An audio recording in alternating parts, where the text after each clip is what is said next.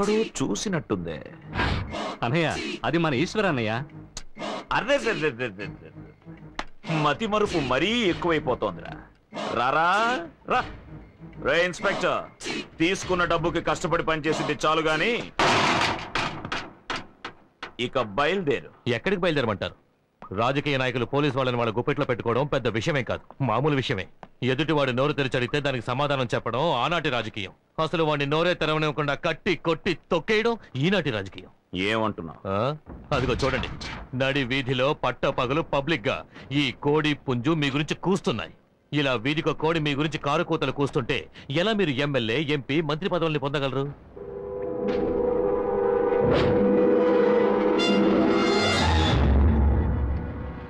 ఇలా చూడండి, ఈ 2 కోళ్ళని మీకు అప్పగించేశాను. వీటితో మీరు జింజర్ చికెన్ చేసుకున్నా సరే, చిల్లీ చికెన్ చేసుకున్నా సరే, చికెన్ 65 చేసుకున్నా సరే, లేక చక్కగా వేపుకు తిన్నా సరే, అది మీ ఇష్టం.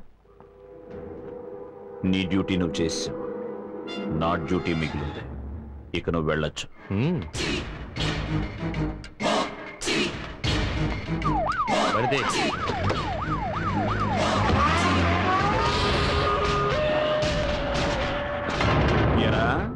చచ్చిన పాముని జాలితో వదిలేస్తే గాలి పీల్చుకుని బుస్సు బుస్సుమని బొసలు కొడుతున్నావా?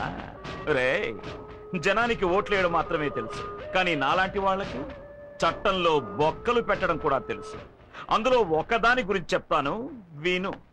ప్రజలు గుమిగూడి ఒక పిచ్చాన్ని కొట్టి చంపిన కేసు లేదు, ఒక పిచ్చోడు ఒక అమ్మాయిని చెరిచిన కేసు లేదు. రేయ్ అన్నయ్య, ఇక్కడెవర్రా పిచ్చోడు?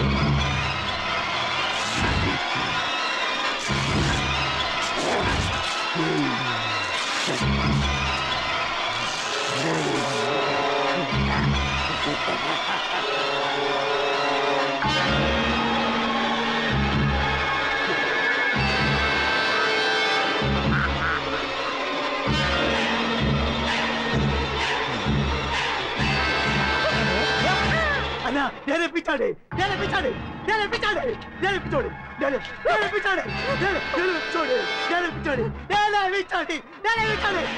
అన్నా అన్నా, నేనే పిచ్చాడే, నేనే పిచ్చాడే. నువ్వేరా పిచ్చోడు? వెళ్ళు, వెళ్ళి నా పేరు నిలబెట్టు. పోరా.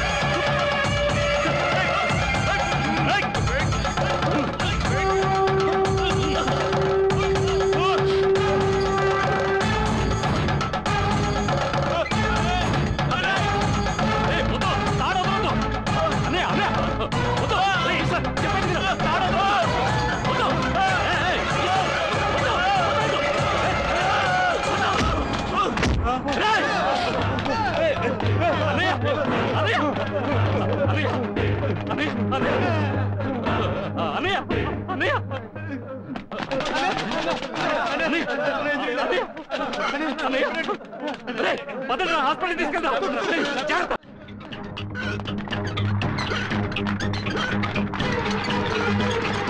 ఏంటి మేమున్నామా?